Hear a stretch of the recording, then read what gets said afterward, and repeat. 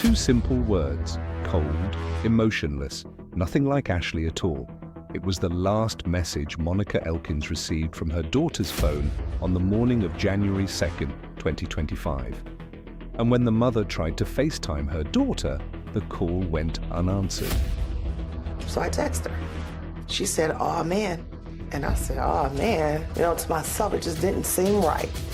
Just hours after that message, Ashley Elkins, a vibrant mother with dreams she was building for herself and her children, had vanished. What began as an ordinary day in Warren, Michigan, spiraled into a chilling mystery. We just knew something was wrong because she wasn't answering her phone. But how wrong could it really be? What happened in those final moments? And who could throw away a life like this? He threw my daughter in the garbage like trash. She was nothing. Like she was nobody. That hurts me the most, Think about it. What could drive someone to discard a life like trash?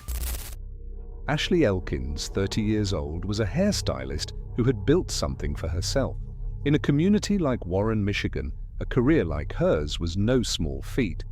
Ashley operated a thriving home-based salon where she balanced the demands of entrepreneurship with raising two young sons, ages 7 and 10. But she was not just a businesswoman, she was the kind of person who radiated joy. Her laughter was the spark in her family's life. Her career, her ambitions, her ability to create something for herself and her children, those were the things that stood out. She's a mother of 2 kids. Aside from that, that's the main focus right there. She has those kids, so that's our focus as a family. But things weren't always perfect. Like many women, she had her struggles, relationships that didn't work out. But none was more troubling than her relationship with DeAndre Booker. DeAndre Booker, 32 years old, was once someone the Elkins family thought would become their son-in-law. They met through mutual connections. At first, he seemed charming, a good fit for Ashley and her children. I thought that he was a nice guy. I thought he would possibly marry my daughter. He was good to her sons. Well-dressed, well-mannerable, called me Mama Love, and he was there for everything. I thought he was a very nice guy. He made my sister happy. They went out on a lot of different dates. They went to Chicago one weekend, and I know he was good with the kids. And he even came to my birthday in Texas last year. But as time went on, his behavior began to change. DeAndre's possessiveness grew. He started spying on Ashley, showing up at her house under the guise of being a client, even after they'd broken up. He booked an appointment on her website, and I was in her room laying down, and she came in and she showed me her phone. And we were kind of just laughing about it, like, why would he book an appointment on your website? And then we heard a knock at the door later that day at the front door, and she said, "Oh, it's him."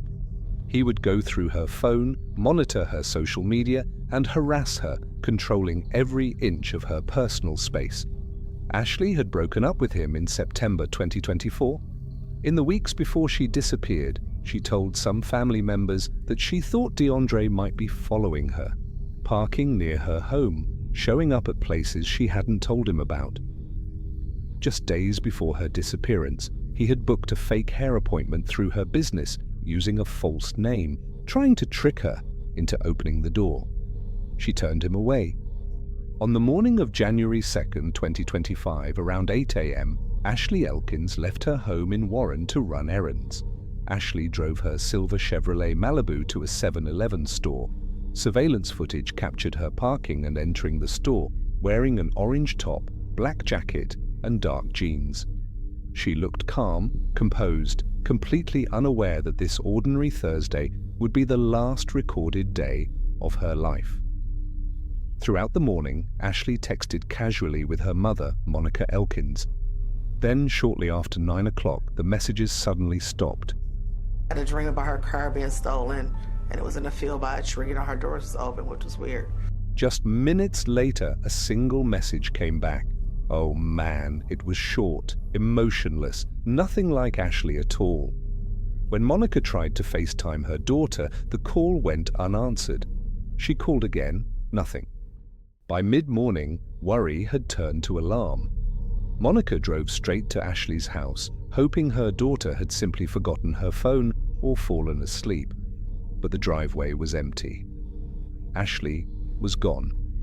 Late that afternoon, another family member received a text from Ashley's number saying she was heading to a local beauty supply store. But when they tried to call her back, the phone was already powered off and then briefly turned back on hours later. To Monica and Ashley's sister Alexis, something felt deeply wrong. They began tracking Ashley's iPhone through the Find My app. And that same day around 4 p.m., her location stopped sharing with me. The signal led them to an apartment complex on Pinehurst Street in Roseville, just a few miles away. The address made their stomachs drop. It belonged to DeAndre Booker, Ashley's ex-boyfriend. The last location Ashley shared with her sister was here at her ex-boyfriend DeAndre Booker's home. For about a year, Ashley and DeAndre had been a couple.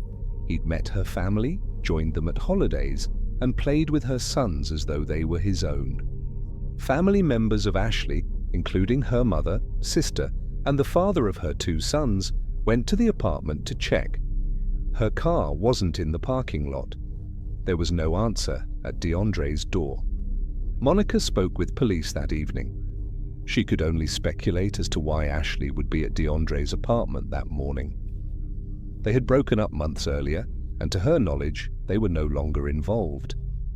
The Elkins family had reason to suspect DeAndre Booker was involved in Ashley's disappearance.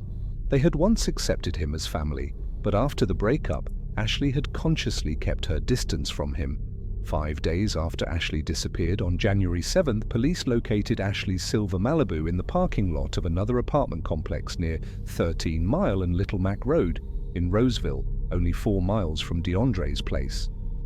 She's a good person. She's a mother too. I mean, anything outside of that, that's the main focus right there. She has babies, so that's our focus as a family and as a community. Her family, her kids, she would never just disappear for this many days. To investigators, that detail was chilling. Ashley was cautious. She would never leave her car unlocked, much less with the keys visible. The Elkins family already suspected what police were just beginning to uncover, that Ashley's disappearance was connected to her ex. Detectives began retracing her final movements, reviewing security footage from Pinehurst Street. What they saw was unsettling. At 8 a.m., Ashley's car pulled into DeAndre Booker's lot. She stepped out in the same clothes she'd worn at 7-Eleven: orange top, black jacket, dark jeans. Then, hours later, around noon, the camera captured 2 figures walking toward that same car. One, a man dressed in black jeans, a coat, and hat matching DeAndre's belt. The other appeared to be a woman, though her outfit was different.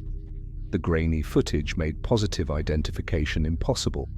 The 2 climbed into Ashley's car. The woman drove. They turned left out of the complex. The car never came back. When police questioned Monica about her daughter's relationship with DeAndre, her voice trembled. "He used to be like family, but I don't trust him anymore." She said he made her nervous. 2 days after Ashley disappeared, DeAndre called Roseville police claiming his apartment had been broken into. He said he hadn't slept there the night before and wanted them to check the unit. When officers arrived, they found the door unlocked and slightly ajar. Inside, they were hit by a strong smell of bleach. Gloves sat discarded on the sofa. A laptop and headphones rested neatly on the table, untouched. The room wasn't ransacked. It wasn't a burglary. It was in the bathroom where alarm bells went off, prompting officers to immediately seal off the scene and call for support. 2 bottles of bleach sat out, one on the counter next to the sink and another on the floor next to the bathtub. The shower curtain was missing. The bathtub drain was clogged with debris. Using tweezers, officers pulled visible bits from the drain. Strands of hair tangled with a reddish residue. Small spatter stains marked the walls and tiles, a faint smear on the back of the bathroom door. The space had been wiped clean, but not well enough. In the kitchen, investigators found 2 types of garbage bags, heavy-duty black contractor bags and thin pink ones used throughout the apartment. The kitchen bin was empty, lined with a fresh black bag. Next to it sat an open box of gloves.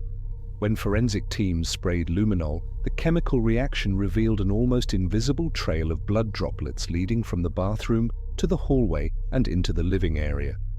A plumber was called to disassemble the pipes. What they retrieved left seasoned detectives silent: a silver hoop earring, a small clump of hair, and a bullet fragment lodged deep inside the S-bend. Underneath the couch they found a handgun, later confirmed to be registered to DeAndre Booker. To law enforcement, this was no longer a missing person case, it was murder. The same camera that captured Ashley entering the complex that morning also caught DeAndre back and forth from his unit to the parking lot and surrounding areas for hours. At about 3 p.m, DeAndre carried what appeared to be a large cardboard box toward a dumpster in the far corner of the lot. He disappeared behind the bin for several minutes before walking back empty-handed. As daylight faded, his movements grew stranger. Just after 11 p.m, he reappears, crossing the street to a nearby 7-Eleven, returning moments later with a shopping cart. For the next 4 hours, the camera captured him in a grim, repetitive routine, hauling bags to dumpsters across the property, one after another. At 1 a.m, he's carrying a large, heavy-duty black bag, straining under its weight. At 4 a.m, a figure emerges from his building, visible only in silhouette along the tree line, separating the complex from neighboring buildings. Again, he's holding a dark bag toward a dumpster, then returning empty-handed. The final footage, time-stamped 4:17 a.m, is the most haunting. DeAndre pushes the cart again, but this time it's full. He struggles to lift a heavy object from it into the dumpster, fails once, then bends down, gathers his strength, and hoists it in.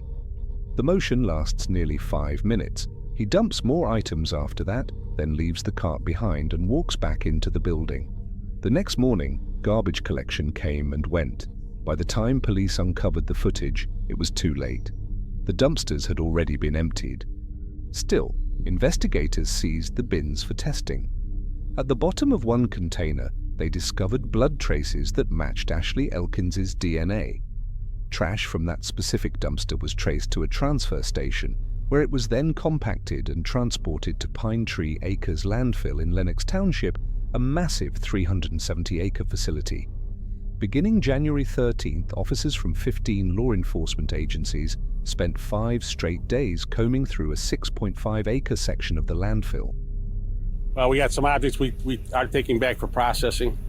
We're not sure if they're related to the case or not, so we got to do some more work on that. By the 5th day, they were exhausted, covered in dirt, and heartbroken. No remains were found. The search was suspended but not closed. Investigators still believed Ashley's body had been placed in that dumpster during those early morning hours. They just hadn't found it yet. When officers returned to the Elkins family to update them, Monica's voice broke as she asked, "So you're saying she never left his apartment?" Detective Harding paused. "Ma'am, every piece of evidence we've tested points to that conclusion." Monica sat still for a moment, then whispered, "He killed her, didn't he?" The detective didn't answer.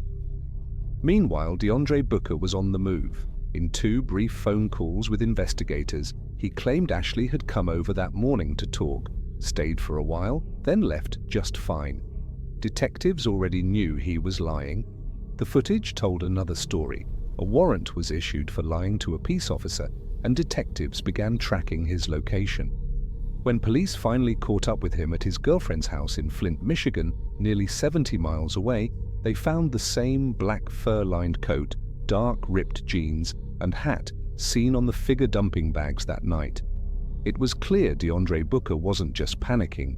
He had planned every stage from silencing Ashley to erasing his digital trail.